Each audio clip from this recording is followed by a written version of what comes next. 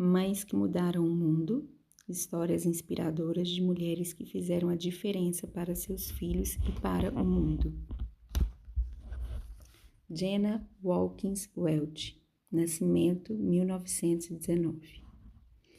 Laura Welch Bush.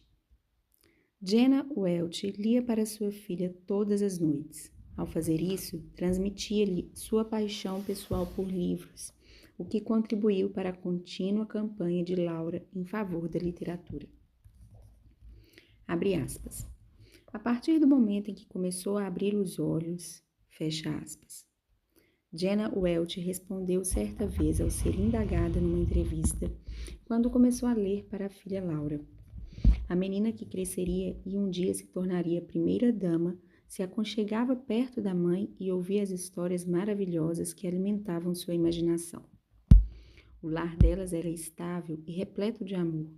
Embora seus pais desejassem ter mais filhos, Laura Bush cresceria como filha única. Talvez por isso a menina gostasse de alinhar suas bonecas em cadeiras e lecionava para elas como a professora que um dia se tornaria. Visto que não tinha irmãos menores, costumava ler para as bonecas, assim como sua mãe lia para ela. O pai de Laura, Harold, era um construtor bem-sucedido em Midland, Texas, e sua mãe trabalhava como contadora da empresa. A primeira igreja metodista de Midland era o segundo lar da família. Jenna e Harold eram metodistas devotos e criaram Laura na igreja, onde ela cantou no coral desde a segunda série até o colegial. A fé de Laura sempre foi algo forte em sua vida. Mais tarde, ela e George W. Bush trocaram votos matrimoniais na primeira igreja metodista, e quando as filhas gêmeas, Jenna e Barbara, abre parênteses, receberam os nomes das avós, fecha parênteses, nasceram e foram batizadas na mesma igreja. Jenna Welch e seu marido encorajaram Laura, desde pequena, a ser diligente nos estudos. Embora nenhum dos dois tivesse formação universitária, deixaram claro que esperavam que ela tivesse educação superior. Jamais desejando aborrecer os pais de qualquer forma, ela se tornou uma excelente estudante e se manteve longe dos problemas. Laura frequentou a Universidade Metodista do Sul, em Dallas, Texas, onde em 1968 recebeu o diploma de bacharel em Ciência da Educação. Ela deu aula em escolas de ensino fundamental até 1972, quando resolveu se matricular na Universidade do Texas, em Austin. Em 1973, adquiriu o título de mestre em biblioteconomia. Ela trabalhou como bibliotecária até conhecer George W. Bush, na casa de amigos comuns, em 1977. Casaram-se poucos meses depois, em novembro de 1977. Em 1981, a senhora Bush tornou-se mãe de gêmeas e um claro exemplo para elas, assim como sua mãe tinha sido, enfatizando a leitura diária e uma educação superior como alvo para o futuro. George Bush venceu as eleições para o governo do Texas em 1995. Laura Bush tornou-se a primeira-dama. Durante o governo do marido, ela lançou uma iniciativa para o desenvolvimento infantil, a fim de ajudar pais e assistentes sociais a preparar crianças e adolescentes para o aprendizado e a leitura quando estivessem na escola. Ela ajudou na elaboração de uma legislação que ajudasse a tornar o programa uma realidade em todo o estado. A primeira-dama organizou o Festival do Livro do Texas, a fim de angariar fundos para as bibliotecas públicas e também se envolveu numa campanha para a conscientização da necessidade de prevenção do câncer de mama. Durante a campanha de George Bush para a presidência em 2000, Laura se tornou uma eloquente porta-voz das questões educacionais e continuou a exercer esse papel durante todo o mandato do marido. No entanto, ela jamais tencionou assumir um papel de destaque como primeira-dama. Tudo isso, porém, mudou na manhã de 11 de setembro de 2001, quando terroristas lançaram 2 aviões contra as 2 torres do World Trade Center, contra o Pentágono e contra uma fazenda na Pensilvânia. Os planos desse último avião fracassaram. Provavelmente o alvo original fosse a Casa Branca ou o Capitólio, onde Laura Bush estava se preparando para falar sobre educação infantil diante do comitê do senador Ted Kennedy. Antes de permitir que os agentes do serviço secreto a conduzissem para um local seguro, a primeira-dama Laura Bush compareceu diante das câmeras de TV para confortar a nação. Abre aspas.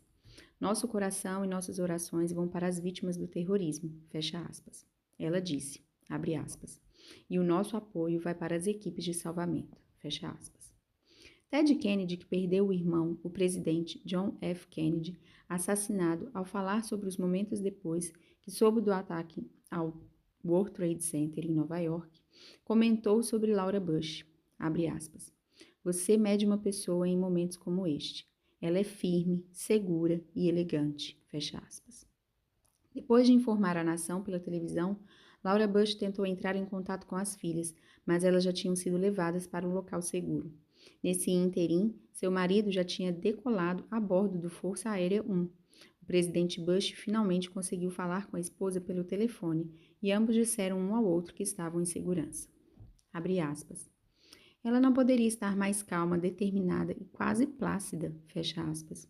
O presidente Bush disse, abre aspas, o que era muito confortante, fecha aspas.